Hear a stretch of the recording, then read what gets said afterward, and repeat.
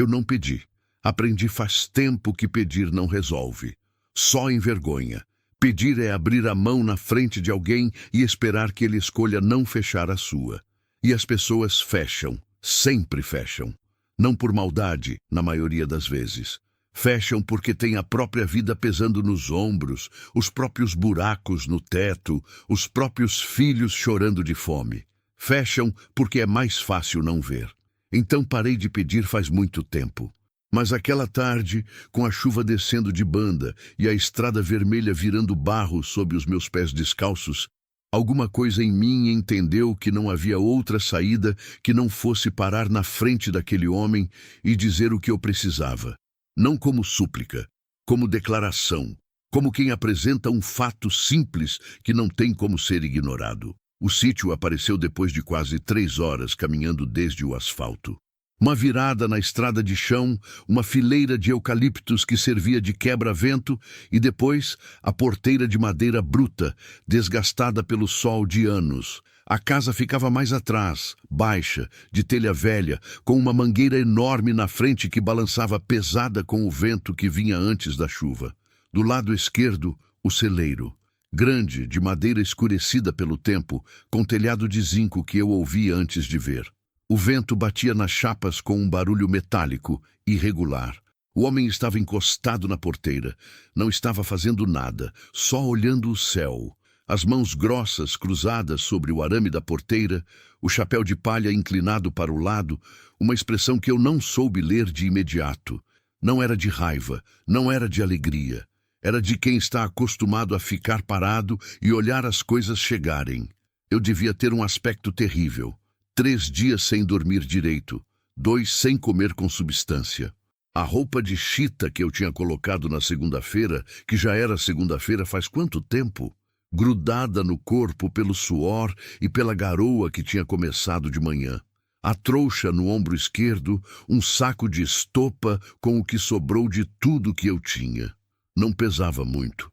O que sobra de uma vida que desmontou 3 vezes nunca pesa muito. Parei na beira da estrada, do lado de fora da porteira. Ele virou a cabeça para mim devagar. Me olhou de cima a baixo, não do jeito que os homens às vezes olham, medindo outra coisa. Olhou do jeito de quem mede situação, peso, distância, utilidade. Passei a língua nos lábios. Estavam rachados. A saliva não resolvia.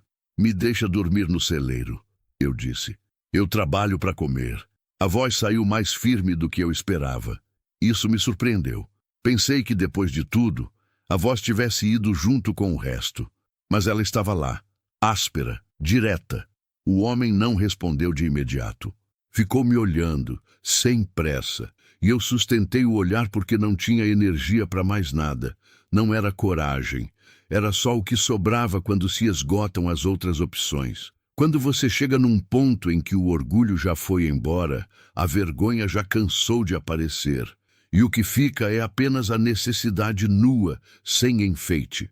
A chuva, que vinha crescendo desde o meio da tarde, resolveu naquele momento deixar de ser garoa e virar o que sempre quis ser. Caiu de vez. Pesada, grossa, barulhenta no zinco do celeiro ali atrás. A roupa ficou encharcada em segundos. Eu não me movi, ele também não. Ficamos os dois ali, ele protegido pela beira do chapéu que não adiantava muito, eu tomando chuva sem piscar. Ele olhou para o céu, depois para o celeiro, depois voltou para mim. Pode ficar. Rouco, curto, como quem não tem hábito de usar mais palavras do que precisa. Tem palha limpa, não entra água. Assentei com a cabeça, não agradeci, não sorri. Não porque fui grossa, porque as palavras não vieram. Às vezes, o corpo já está ocupado demais tentando se manter de pé para produzir qualquer outra coisa. Ele abriu a porteira sem fazer cerimônia. Eu passei. O terreiro era de terra batida, com alguns pés de losna nas bordas e um tanque de cimento do lado da casa. Uma galinha atravessou correndo, indignada com a chuva. Um cachorro amarelo apareceu debaixo da varanda, me olhou e voltou a deitar. Animais reconhecem cansaço.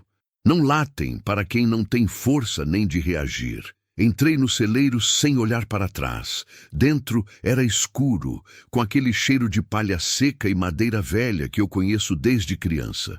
O telhado de zinco fazia um barulho constante, denso, quase reconfortante. A palha estava mesmo limpa, empilhada num canto, seca, sem mofo. Larguei a trouxa no chão, sentei na palha. E só então, no escuro daquele celeiro, com a chuva batendo no teto e o mundo inteiro do lado de fora, eu deixei o corpo ir. Não o choro, não esse. Só o peso de ter chegado até ali. Não sabia o nome do homem, não sabia o nome do lugar. Só sabia que naquela noite eu ia dormir sob um teto que não deixava entrar água. Era o suficiente. Era mais do que eu tinha há dias. Acordei antes do galo. Não é mérito. É hábito de quem dormiu anos com um homem que levantava às 4 para tirar leite. E o corpo não esquece o horário mesmo depois que o homem vai embora. Mesmo depois que o leite seca. Mesmo depois que tudo acaba. Fiquei deitada por um momento, olhando o escuro do telhado.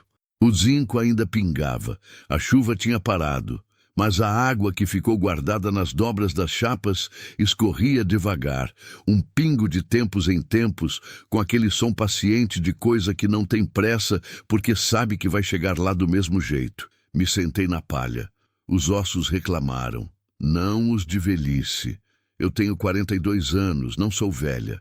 São os ossos de quem carregou peso demais por tempo demais. Costas, quadril, os joelhos que incham quando o tempo fecha. O corpo tem memória de tudo que a mente já tentou esquecer. Peguei a trouxa e tirei o que eu chamava de roupa de trabalho. Uma calça de brim surrada, uma blusa de mangas compridas cor de poeira e o lenço que uso na cabeça desde que aprendi que cabelo solto atrapalha quando se está varrendo, capinando, carregando. Me troquei no escuro. Não por pudor. Não tinha ninguém, mas porque a luz ainda não tinha chegado e eu não quis acendê-la. Saí do celeiro antes do clarear. O terreiro estava molhado, cheirando a terra úmida e estrume. O cachorro amarelo me olhou de debaixo da varanda, levantou a cabeça, decidiu que eu não era a ameaça e voltou a dormir. Do lado da casa, havia uma torneira de ferro presa num cano que saía direto da parede. Abri. A água veio gelada, com aquele gosto de mineral que só a água de mina tem. Lavei o rosto, a nuca, os braços até o cotovelo. Deixei escorrer pelo pescoço. Fiquei parada um instante, com a água fria me acordando completamente.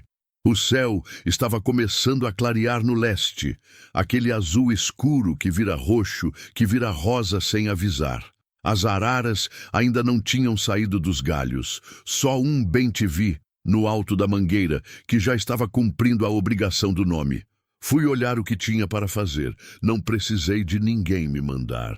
Aprendi isso com a vida. Você entra na casa de alguém, ou no celeiro de alguém, que é a mesma coisa quando se depende da permissão dele, e você olha o que está errado e conserta antes de ser pedido. Não para impressionar, para ganhar o direito de ocupar o espaço, para deixar claro, sem palavras, que não é um peso, que tem mãos, que as mãos funcionam. O chiqueiro estava com a água suja. Troquei. As galinhas ainda estavam no poleiro, mas o comedouro estava vazio. Enchi com o milho que encontrei num saco perto da porta do galinheiro. A porta do galinheiro estava com o ferrolho frouxo de um parafuso que tinha caído e sido substituído por um arame torcido que já estava cedendo. Não tinha como consertar sem ferramenta, mas dobrei o arame de um jeito que aguentasse mais um tempo. Vassoura. Onde tem sítio, tem vassoura de palha. Encontrei encostada no canto da varanda. Varri o terreiro de fora para dentro, empurrando as folhas da mangueira que tinham caído com a chuva, a palha seca, o cisco que o vento traz e deixa. Estava varrendo perto do tanque quando ouvi a porta da casa se abrir. Não parei de varrer, mas fiquei com o ouvido ligado. Os passos eram pesados, devagar, de homem que acordou e ainda está carregando o sono no corpo. Ouvi a torneira abrir, o barulho da água, o silêncio de quem lava o rosto sem pressa. Depois, passos se aproximando. Você levantou cedo. Parei de varrer. Me virei. Ele estava parado a uns 4 metros de mim. De dia dava para ver melhor. 50 e poucos anos, talvez. Talvez mais. O sol do cerrado envelhece a pele, mas não envelhece o corpo do mesmo jeito. Era alto, de ombros largos, que a camiseta surrada não escondia. A barba por fazer, 2, 3 dias. Cabelo grisalho nas têmporas. As mãos, eu olhei para as mãos. Eram as mãos de quem trabalha terra faz tempo. Grossas, com os nós dos dedos marcados. Os olhos eram castanhos, sérios. Não eram olhos de homem mau, eram olhos de homem cansado. Sempre fui de levantar cedo, respondi. Ele olhou para o terreiro varrido, para o comedouro das galinhas, para o chiqueiro. Não disse nada. Voltei a varrer. Ele ficou ali por um momento que eu não soube medir. Depois foi para o paiol. Ouvi o barulho de ferramentas se mexendo, de algo sendo arrastado. O dia tinha começado para os dois. Por volta das 7, ele apareceu na beira da varanda e disse, sem me chamar pelo nome, porque não sabia qual era: "Tem café?" Entrei na cozinha. Era uma cozinha de sítio. Fogão a lenha num canto, a fornalha ainda mormaçando com o fogo do café. Mesa de madeira no centro, 2 bancos compridos, um armário de madeira com tela de arame no lugar do vidro. Numa prateleira, 3 xícaras penduradas em ganchos. Só 3. Ele tirou uma e colocou na minha frente, na mesa. O café estava forte, sem açúcar ainda. Tinha uma panela de fubá no fogão, grossa, feita com água e sal. Ele colocou 2 porções em 2 pratos fundos e pôs um na minha frente também. Sentei. Comemos sem falar. Não era um silêncio desconfortável. Era o silêncio de 2 pessoas que não se conhecem, mas que reconhecem uma na outra a mesma coisa. O hábito de não desperdiçar energia com palavras que não precisam ser ditas. O fubá estava salgado na medida. O café, forte demais para quem não está acostumado. Eu estava acostumada. No meio do café, ele disse: "Como você se chama?" "Marlene." Ele assentiu. Tomou mais um gole. "Geraldo." Só isso. Não estendeu a mão, não sorriu, não perguntou de onde eu vinha nem o que tinha me trazido até ali. Me deu o nome dele como se fosse uma ferramenta que eu pudesse precisar. "Aqui está. Usa quando for necessário." Terminamos o café. Ele levantou, lavou a xícara na pia, colocou para secar. "Preciso limpar o brejo do lado norte," ele disse, já de costas. "A cerca do pasto também está caída num trecho. Se você quiser pegar a enxada, tem no paiol." Não era uma ordem, não era um pedido. Era uma informação jogada no ar para que eu fizesse o que quisesse com ela.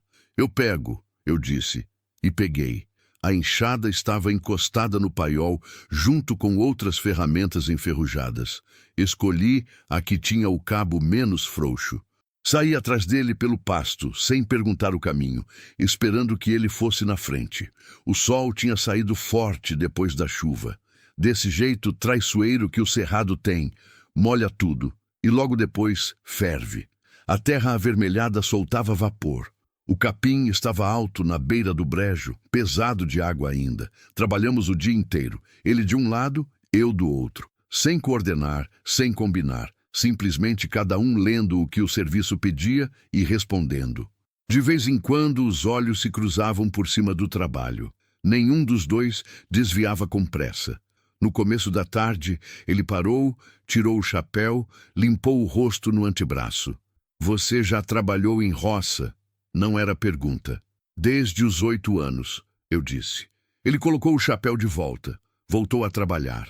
Na volta para casa, já com o sol descendo, os dois em silêncio pelo pasto, eu percebi uma coisa que não estava esperando perceber. Não estava me sentindo hóspede. Estava me sentindo, e demorei para achar a palavra, necessária. Não amada, não aceita, não bem-vinda no sentido cheio da palavra, mas necessária, útil, presente de um modo que tinha peso real. Faz quanto tempo que eu não me sentia assim? Não lembrava. E essa percepção, em vez de me aquecer, me assustou um pouco. Porque eu já aprendi que as coisas que começam a parecer boas têm o hábito de acabar. E quando acabam, Doem do mesmo jeito, não importa o quanto você tentou não se apegar. A semana passou do jeito que o trabalho faz o tempo passar, sem que você perceba, porque não tem espaço entre uma coisa e outra para ficar olhando o relógio. De manhã cedo, o café, o fubá ou às vezes um ovo mexido que Geraldo fazia sem cerimônia, quebrando direto na frigideira de ferro fundido com uma mão só. Depois o dia inteiro no campo, cada um com sua tarefa, às vezes juntos, às vezes em lados opostos da propriedade. À tarde, quando o sol começava a perder a raiva, eu voltava para fazer alguma coisa na casa.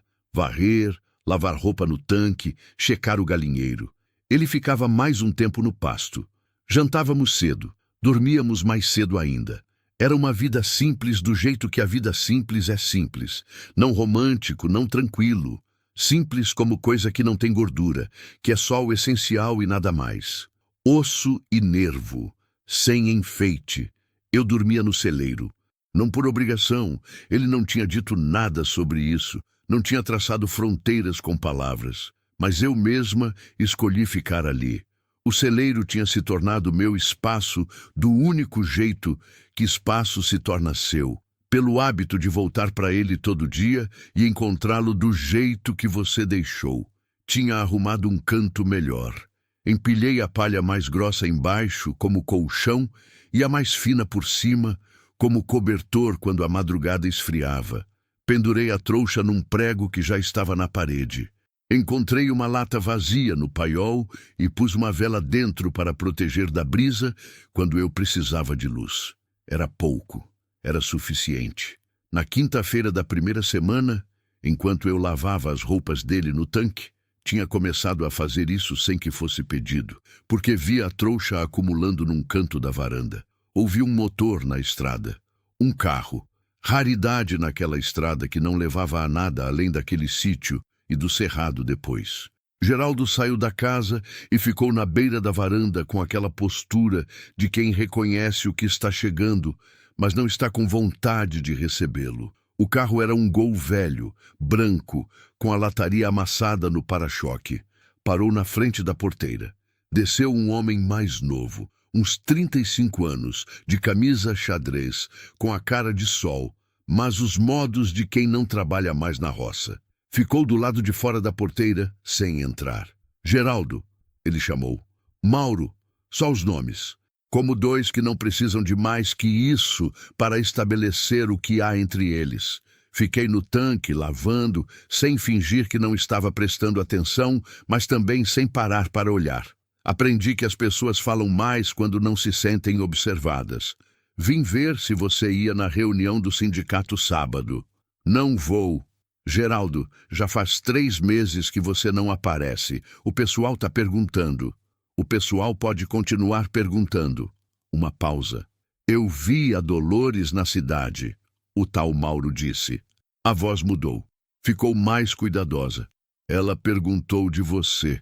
Geraldo não respondeu de imediato. Eu torci uma camisa com mais força do que precisava. Ela pode continuar perguntando também. Ele disse por fim, com uma voz que não era raiva. Era uma parede. Uma parede que já está pronta faz tempo e que não vai ser derrubada por uma visita de quinta-feira. Mauro ficou um momento ainda, como quem considera insistir. Desistiu.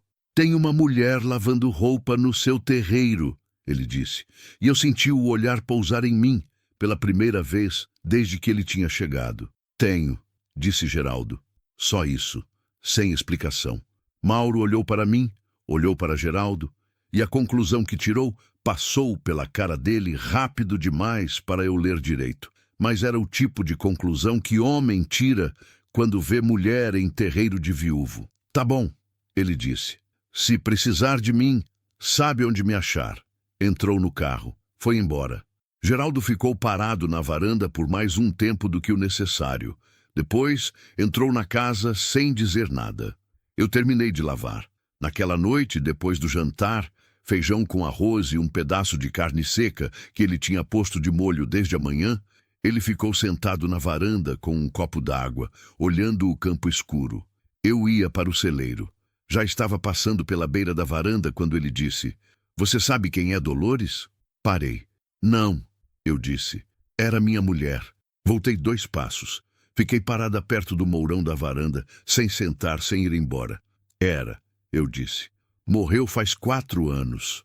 Ele tomou um gole de água. Câncer. Demorou 1 ano e meio desde o diagnóstico até o fim. Não disse que era difícil. Não disse que sentia muito. Ele não estava pedindo isso e eu soube reconhecer. Tinha filhos? Perguntei. Tinha um. Uma pausa que pesou mais que as outras. Também foi, antes dela. Acidente de moto na BR. Tinha 22 anos. Fiquei em silêncio. Não porque não tinha o que dizer, porque conhecia aquele tipo de dor. Não igual, nunca igual, mas da mesma família. A dor de perder mais de uma vez. De ficar de pé depois da primeira e levar a segunda ainda de pé. A dor que não tem nome certo porque é grande demais para caber em uma palavra só. Eu perdi uma criança, eu disse. Não sei por que disse. Saiu antes de eu decidir se queria ou não. Ele me olhou. Menino ou menina? Menino. Tinha 3 dias. Engoli o que precisava engolir. O coração dele não estava certo. Disseram que às vezes acontece assim.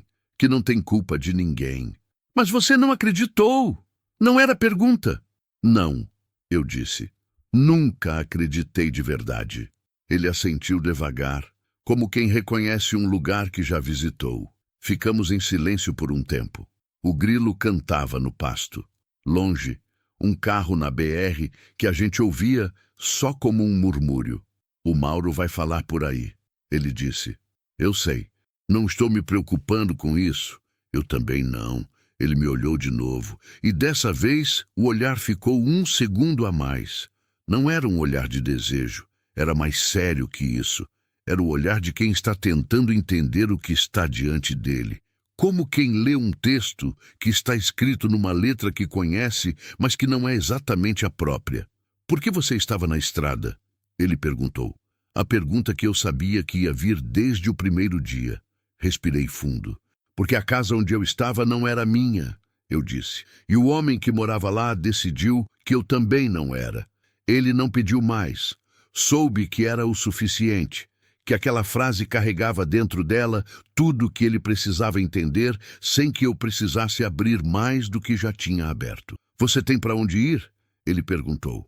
Olhei para o cerrado escuro, para o céu que estava limpo depois da chuva, cheio de estrelas que a cidade não deixa ver. Não, eu disse. Ele pegou o copo d'água. Ficou olhando para dentro dele por um momento. Então fica, ele disse, enquanto precisar. Não era uma declaração, não era uma promessa. Era uma informação prática dita por um homem que não tem hábito de enfeitar as coisas. Mas dentro de mim, naquele lugar fundo que eu tinha aprendido a fechar bem fechado, porque tudo que entra ali um dia dói na saída. Alguma coisa se moveu, devagar, com cuidado, como animal que saiu da toca depois de muito tempo e ainda não sabe se o que está lá fora vai machucá-lo. Obrigada, eu disse. E dessa vez, as palavras vieram. Fui para o celeiro, deitei na palha. Fiquei olhando o escuro do telhado de zinco por um tempo que não soube medir e pensei numa coisa que não pensava há muito tempo. Não no futuro. No futuro, eu não conseguia pensar ainda. Era grande demais, assustava.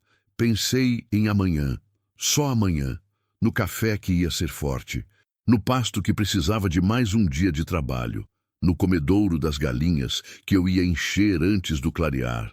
Coisas pequenas, mas eram minhas, e às vezes é isso que basta para fazer a noite passar. Tem uma coisa que ninguém te conta sobre viver perto de alguém que também carrega peso demais. Você não fala sobre o peso, nunca diretamente. Mas o peso aparece do mesmo jeito, nas pequenas escolhas, nos gestos repetidos, nos momentos em que a pessoa para no meio de um serviço e fica olhando para um ponto fixo que não existe no espaço real. Você reconhece porque você faz a mesma coisa. E quando os dois se pegam fazendo isso ao mesmo tempo, existe um entendimento que nenhuma conversa produziria. Foi assim que eu fui conhecendo Geraldo, não pelas palavras. Ele tinha poucas, e as que tinha não eram desperdiçadas. Fui conhecendo pelo jeito que ele segurava a enxada quando estava com raiva de alguma coisa que não tinha como resolver. Mais fundo, os nós dos dedos brancos. Pelo jeito que ele parava na beira do pasto que ficava do lado norte, sempre o mesmo ponto, e ficava olhando para a cerca como se não estivesse olhando para a cerca. Aprendi depois que era ali que o filho dele tinha criado o hábito de soltar o cavalo quando era criança. O pasto do lado norte era o mais plano, o mais fácil. Aprendi essas coisas sem perguntar, e ele foi aprendendo as minhas do mesmo jeito, que eu não comia se não tivesse trabalhado, não por orgulho, mas porque o estômago fechava, como se o corpo recusasse receber sem ter dado antes, que eu tinha o hábito de lavar o rosto 3 vezes por dia, não por limpeza, mas por alguma necessidade de recomeçar que a água fria na pele satisfazia, que quando eu estava pensando em coisa ruim, eu dobrava e desdobrava o lenço da cabeça sem perceber, as mãos mexendo sozinhas enquanto os olhos ficavam parados. Numa manhã da 3ª semana, ele chegou perto enquanto eu dobrava o lenço pela 4ª vez, sem ter feito nada com ele. Não disse nada. Só colocou uma xícara de café na minha frente no banco da varanda onde eu estava sentada e foi embora tratar das vacas. Aquilo me pegou de um jeito que eu não estava preparada. Não a xícara. O cuidado sem cerimônia. O ter percebido sem fazer do perceber um evento. Tive que engolir alguma coisa que não era café.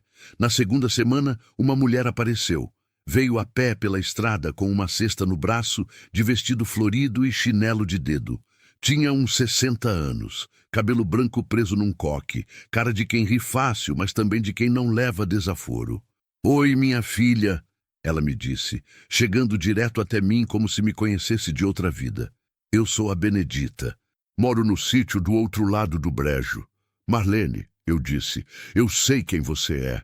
Ela sorriu sem malícia. "O Geraldo me falou." Fiquei um segundo sem saber o que fazer com essa informação. Geraldo tinha falado de mim para alguém, voluntariamente. Aquilo parecia grande demais para o tamanho do gesto.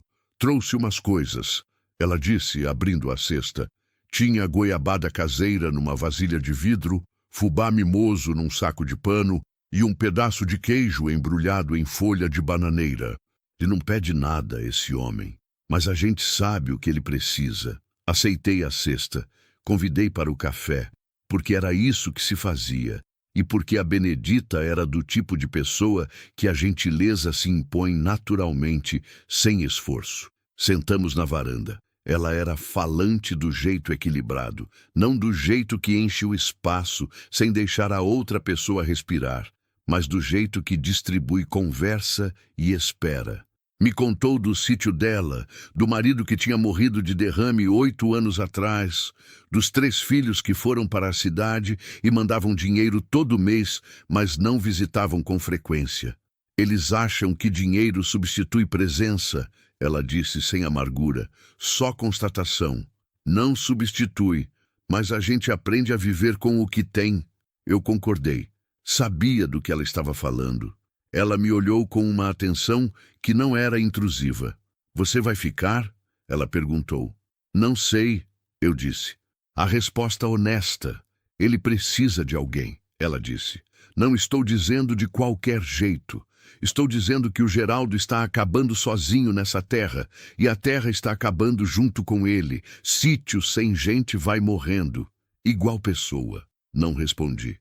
"Você não precisa me dizer nada", ela completou, levantando da cadeira com o cuidado de quem tem o joelho ruim. "Só tô falando o que eu vejo." Foi embora pela estrada com o mesmo passo de quem chegou. Na beira do terreiro, virou uma vez. "A goiabada é boa com o queijo. Ele gosta, mas não pede." E sumiu no cerrado. Naquela tarde, enquanto eu remendava uma calça dele, tinha encontrado rasgada sobre a cerca, sem que ele tivesse dito nada. Geraldo chegou do campo e parou quando me viu com a calça no colo e a agulha na mão. Ficou parado por um segundo. "Não precisava", ele disse. "Eu sei", respondi. E continuei remendando. Ele foi lavar as mãos no tanque. Voltou e sentou no outro banco da varanda, com aquele jeito de sentar que os homens do campo têm, pesado, definitivo, como quem entrega o corpo para o descanso sem meio termo. Ficamos em silêncio por um tempo. Depois ele disse: "A Benedita foi aqui." Foi. Ela falou muito? O suficiente. Ele fez um som que não era bem uma risada, mas era o parente mais próximo que ele produzia. Breve, pelo nariz, com o canto da boca subindo um pouco. Foi a primeira vez que eu vi aquilo nele. Aquele quase sorriso, e alguma coisa em mim registrou, antes que eu pudesse impedir, guardou aquela imagem num lugar onde eu não tinha autorizado ninguém a guardar nada faz muito tempo. "Ela é boa pessoa", ele disse. "É", concordei.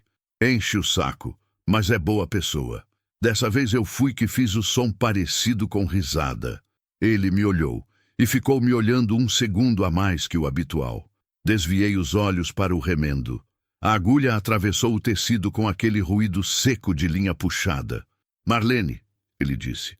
Levantei os olhos. "Aquela noite que você chegou", ele começou. Parou. Recomeçou com cuidado, como quem escolhe o caminho numa terra que pode ter buraco. "Eu ia mandar você embora." Fiquei quieta. Não porque eu não queria ajudar. Ele olhou para as mãos abertas sobre os joelhos. "É que faz tempo que não entra ninguém aqui. Depois da Dolores, depois do Fábio", era o nome do filho. Eu fui fechando. As porteiras, a casa. Eu mesmo. Uma pausa. "É mais fácil." "Eu sei", eu disse. "Mas a chuva estava caindo", ele continuou. "E você não pediu com aquela cara de quem pede. Pediu com a cara de quem ainda tem alguma coisa." Ele procurou a palavra. "Alguma dureza. Não sei como explicar melhor." "Não precisa explicar", eu disse, "porque eu entendi.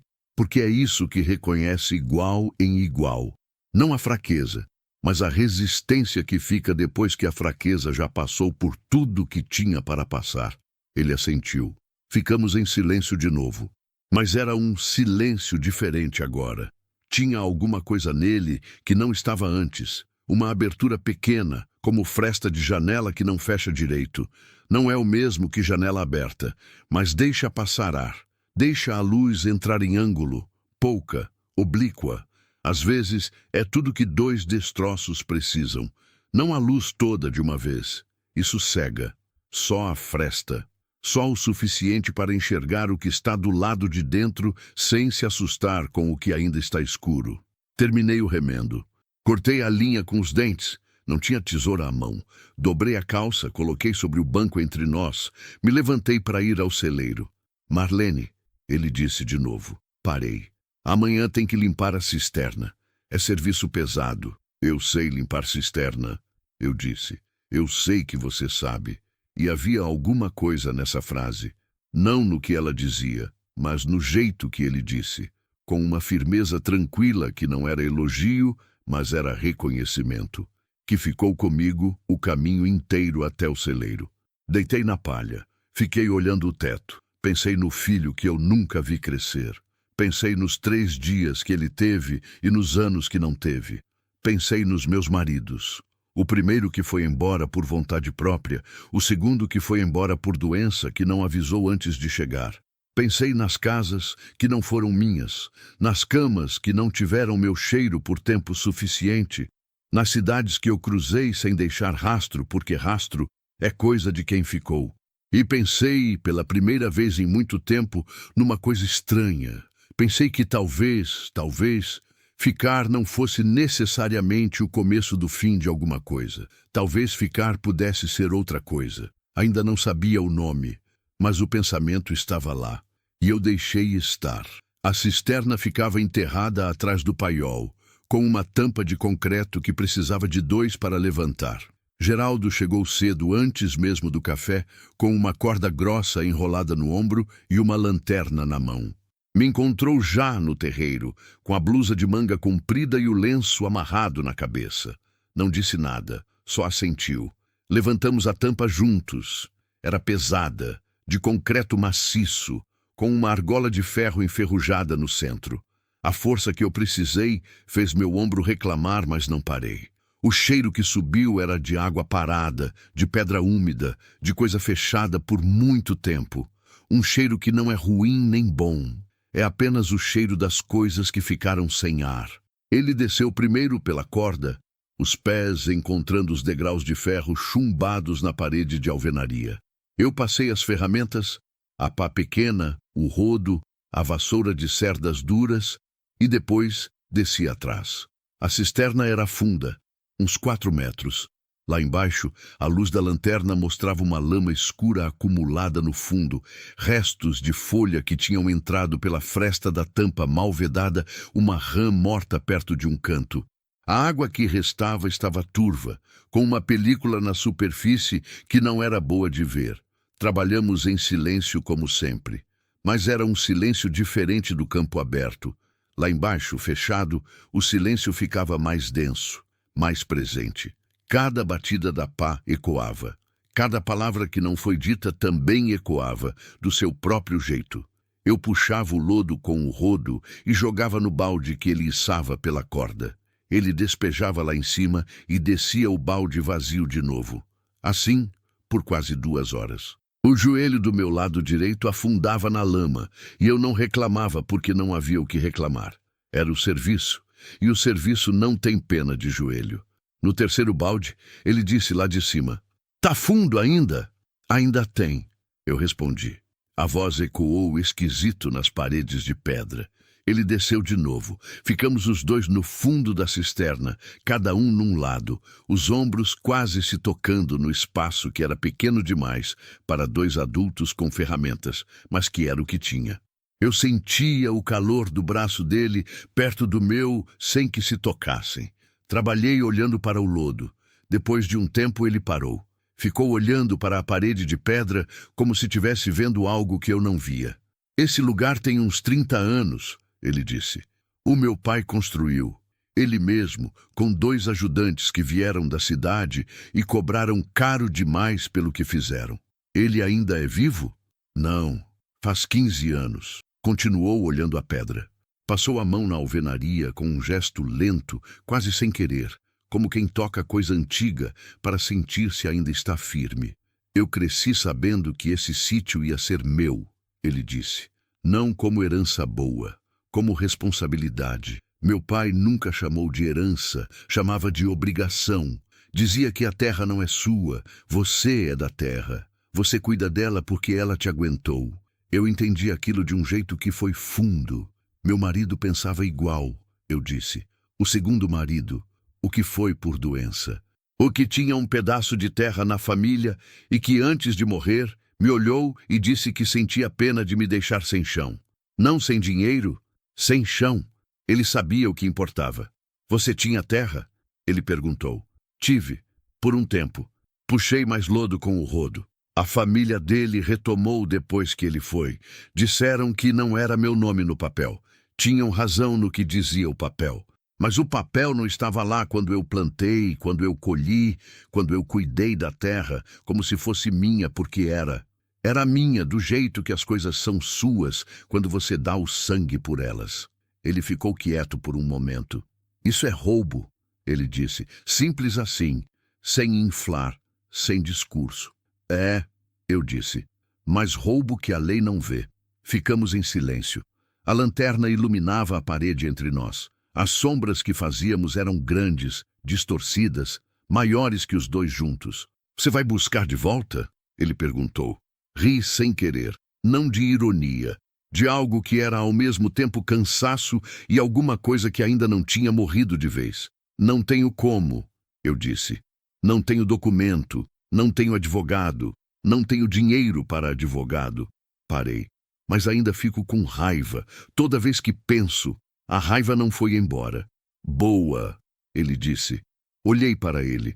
"Raiva que vai embora é porque a pessoa desistiu", ele completou. "Raiva que fica é porque ainda tem alguma coisa para defender." Aquilo ficou no ar entre nós por um tempo. Voltamos ao trabalho. Subimos quando o fundo estava limpo e a parede varrida. A luz do sol, depois do escuro da cisterna, doeu um pouco nos olhos. Daquele jeito bom, de contraste, de mundo abrindo de novo depois de um tempo fechado. Geraldo puxou água do poço para lavar as mãos e o rosto. Eu lavei junto, no mesmo balde, sem que nenhum dos dois fizesse disso uma situação. A água estava fria. Limpou o lodo do rosto, do pescoço, dos braços. Quando levantei o rosto da água, ele estava me olhando. Não desviei dessa vez. Ficamos assim por um segundo que foi mais longo do que um segundo tem o direito de ser. Então ele olhou para o lado, não com pressa, não com constrangimento, com aquele jeito dele de desviar quando chegou no limite do que sabe lidar por enquanto. Fui para a varanda, me sentei. O sol do meio-dia batia no terreiro de um jeito que fazia o ar tremer perto do chão. Depois de um tempo ele trouxe 2 copos de água e sentou no outro banco. Bebemos. Marlene, ele disse. Esperei. Aquela história do homem que te mandou embora. Ele começou devagar. Você não precisa me contar, mas se um dia quiser, eu ouço. Olhei para o copo na minha mão. Pensei em Tadeu. Não gosto de pensar em Tadeu, mas ele existe, existiu. E o que ele fez, existe junto. Era o meu cunhado, eu disse por fim. Irmão do meu segundo marido. Depois que o Antônio morreu, ele ficou no sítio também. A terra era da família. Então eu entendi que era assim que tinha que ser. Fiquei porque era o que eu conhecia, porque não tinha para onde ir, porque achei que enquanto eu trabalhasse, o lugar seria meu também de algum jeito. Tomei um gole de água. Por 2 anos foi assim. Depois ele arrumou uma mulher na cidade e quis trazer ela para morar. Me disse que eu não cabia mais. Geraldo não disse nada. Não me xingou, não levantou a mão. Continuei. Só disse que eu não cabia, do jeito tranquilo de quem está descartando uma ferramenta que não serve mais para o serviço. Parei para respirar. E eu saí. Porque o que ele disse era legal. Era a terra dele. E porque eu já estava tão gasta que brigar tomaria o que sobrava de mim. O silêncio que veio depois era pesado, mas não era desconfortável. Era o silêncio de coisa que foi dita e que agora ocupa o espaço que merece, sem precisar ser respondida. Depois de um tempo, ele disse: Você carregou isso sozinha. Carreguei. Por quanto tempo? A vida toda. Olhei para o cerrado. A gente aprende que certas coisas não tem para quem entregar. Então você dobra e guarda e sai andando. Porque o que mais tem é estrada e o que menos tem é quem fique parado com você. Ele ficou olhando para as próprias mãos por um tempo. Depois disse com uma voz que saiu mais baixa: Eu fico. 2 palavras. Olhei para ele. Ele não estava olhando para mim. Estava olhando para as mãos ainda, como se as palavras tivessem saído sem que ele as tivesse liberado completamente. E agora ele estava verificando se arrependia. Não pareceu que arrependia. Eu sei que você não pediu isso, ele disse. Não estou dizendo que é compromisso, não estou dizendo que sei o que é. Estou dizendo que... Ele procurou. Geraldo sempre procurava as palavras como quem procura a ferramenta certa no paiol escuro, tateando. Que quando você sair pela manhã do celeiro e começa o serviço antes do dia clarear, eu acordo sabendo que tem alguém. E faz muito tempo que eu não acordava sabendo disso. Fechei os olhos por um segundo, não de fraqueza, de necessidade de processar aquilo num lugar onde não tivesse luz demais, porque eu conheço o peso de palavras ditas por homem que não tem hábito de dizer. Conheço porque são as que custam mais para sair, e por isso as que chegam mais fundo quando chegam. Eu não sei o que sou capaz de dar. Eu disse quando abri os olhos. Era a coisa mais honesta que eu tinha. Já dei demais e perdi junto. Já aprendi que o coração tem tamanho e que o meu foi esticado mais do que devia. Não sei o que sobrou. Não estou pedindo que saiba agora, ele disse. Mas um dia vai pedir. Um dia, talvez. Ele levantou os olhos para mim. Mas hoje não. Hoje estou só dizendo o que é. Olhamos um para o outro, e havia ali uma coisa que eu não sabia nomear ainda.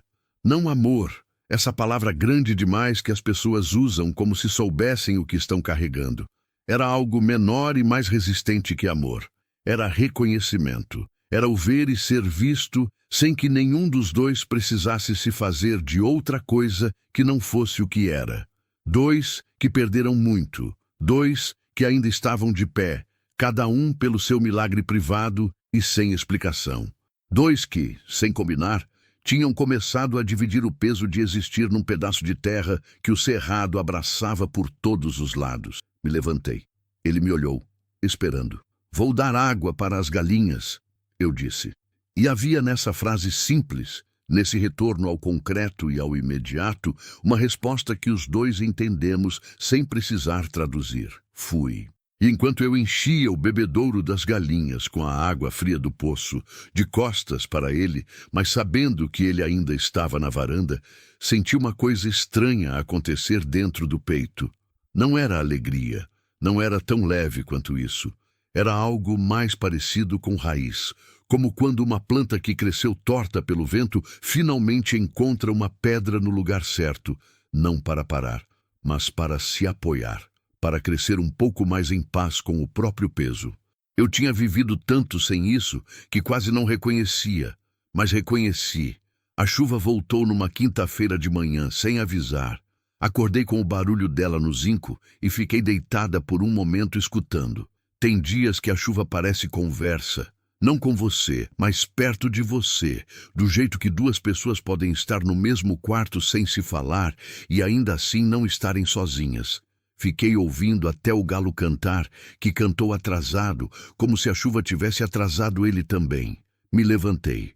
Havia alguma coisa diferente naquela manhã que eu percebi antes de entender o que era. Levei um momento parada no meio do celeiro, com o lenço na mão, tentando identificar. Depois entendi. Não estava com medo.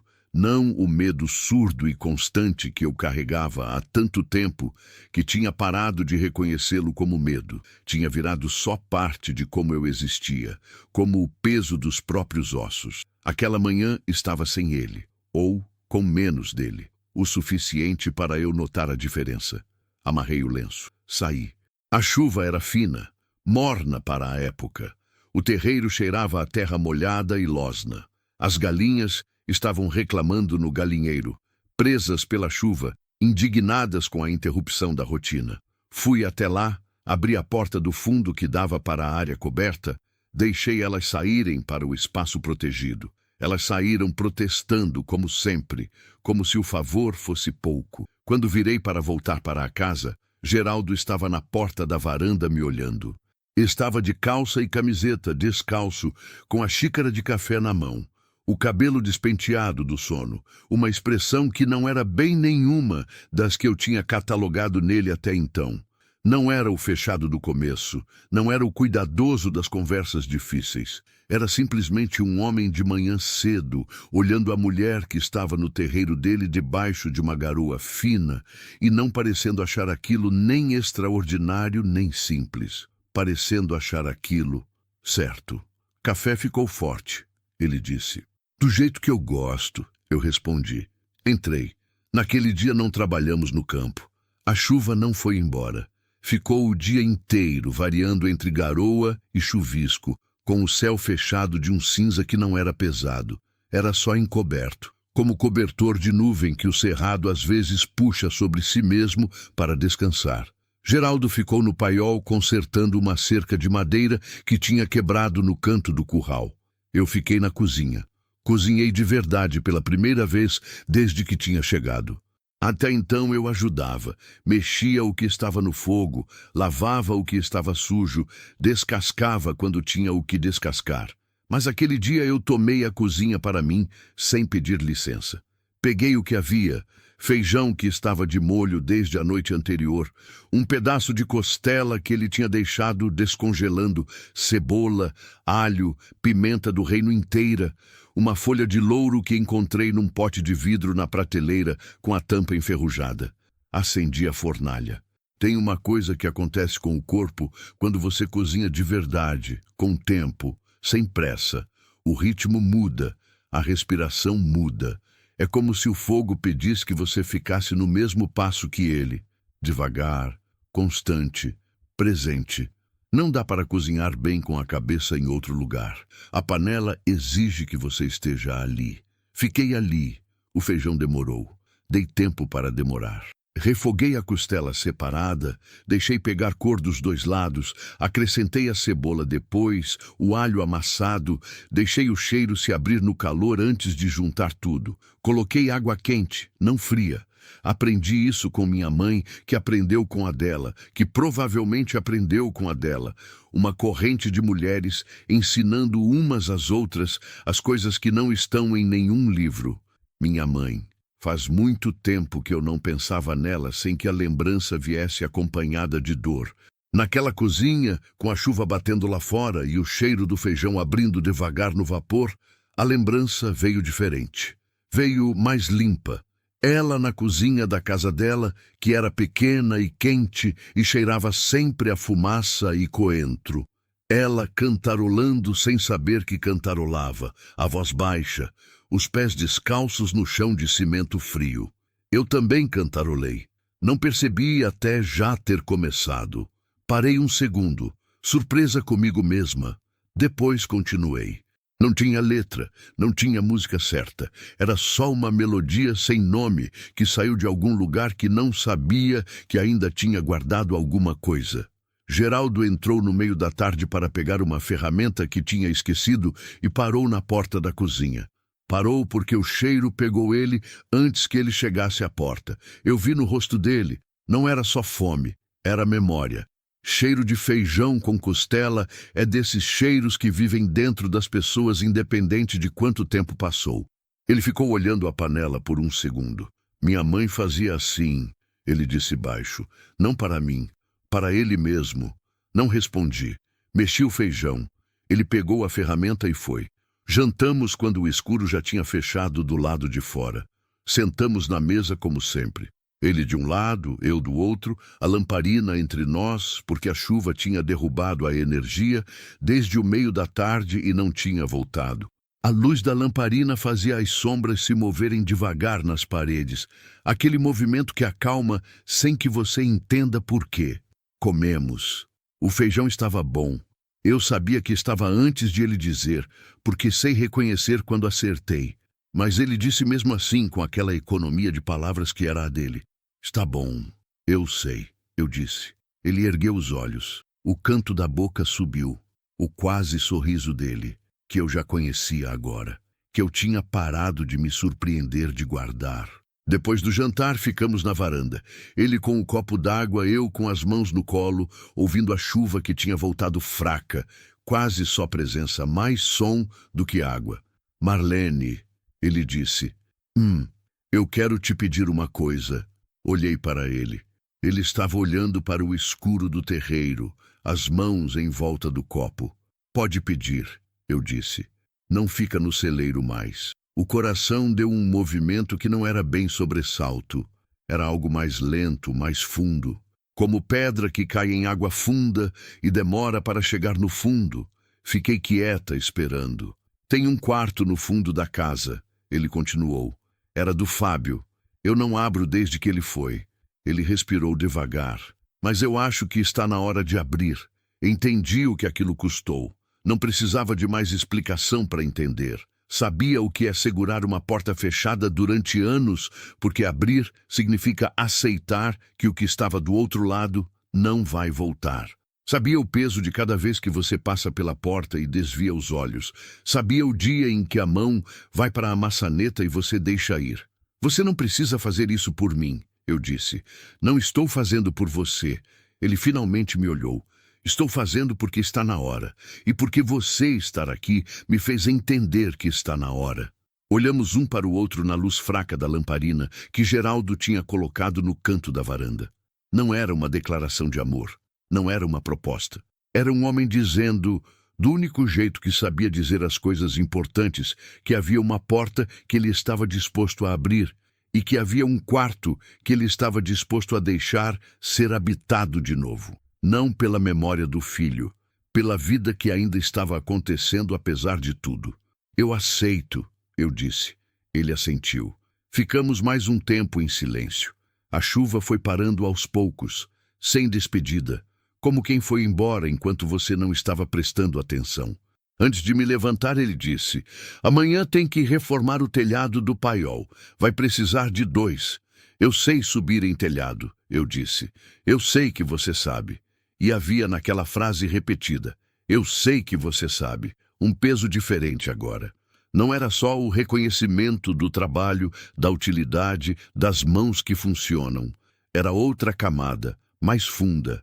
Era o reconhecimento de mim, de Marlene inteira, com as perdas e a raiva, e o filho de 3 dias, e as terras que foram tiradas, e as estradas percorridas descalça.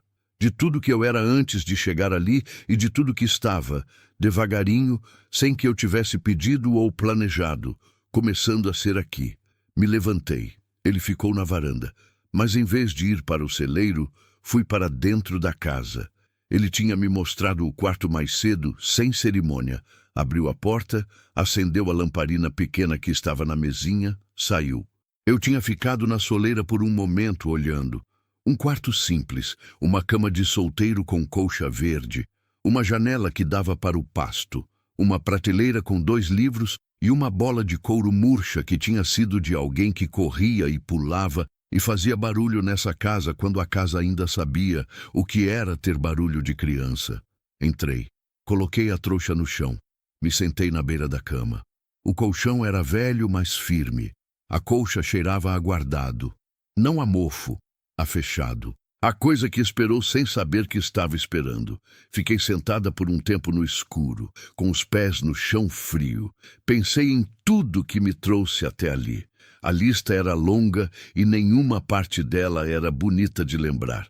Mas eu estava ali, de pé, ou sentada, mais especificamente numa cama que não era minha, mas que uma porta aberta tinha me oferecido.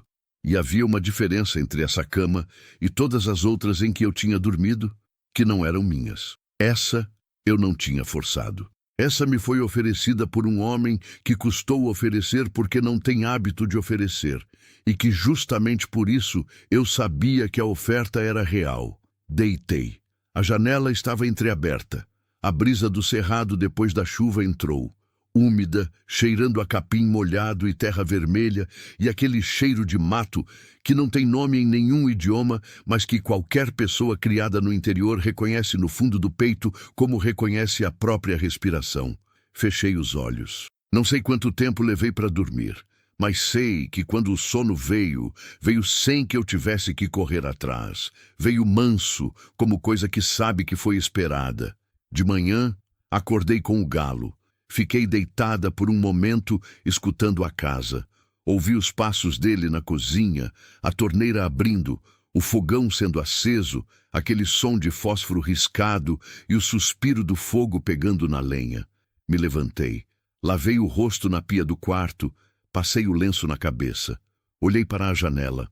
O dia estava começando daquele jeito que o cerrado começa os dias depois da chuva, limpo, lavado, com uma luz que parece nova mesmo sendo a mesma luz de sempre. Saí do quarto, fui para a cozinha. Geraldo estava de costas para mim, mexendo o fubá na panela. Não se virou quando eu entrei, mas eu sei que soube que eu tinha entrado. A postura dele mudou 1 milímetro. Aquele jeito de quando o corpo sabe que não está mais sozinho no espaço. Peguei uma xícara no gancho. Servi o café. Sentei. Ele colocou o fubá em 2 pratos. Colocou um na minha frente. Sentou do lado oposto. Comemos em silêncio. O sol entrou pela janela da cozinha e fez um retângulo de luz no chão de cimento que foi se movendo devagar enquanto a gente comia, como costuma fazer, como sempre fez, independente de quem estava sentado na mesa ou se havia alguém. Mas hoje havia. E isso, sem que nenhum dos dois precisasse dizer, era diferente de ontem. Não era felicidade, essa palavra grande e escorregadia, que promete demais e explica de menos. Era algo que fica depois que a tempestade passa e você faz o inventário do que sobrou. A casa ainda está de pé. As paredes seguraram. O telhado pode precisar de reparo, mas está lá. Era isso, nós dois, de pé, com muito que quebrou e com mãos ainda capazes de consertar. Era o começo de uma coisa que ainda não tinha nome completo. Talvez nunca tivesse. Talvez fosse o tipo de coisa que é maior do que qualquer nome que a gente pudesse dar. Mas estava ali, crescendo devagar no espaço entre 2 pratos de fubá e 2 xícaras de café forte numa manhã de cerrado que cheirava a terra molhada e a recomeço. Terminamos o café. Ele lavou a xícara, eu lavei a minha. O telhado, ele disse. Eu sei, eu disse. Saímos juntos pela porta da cozinha. O dia estava inteiro à nossa frente.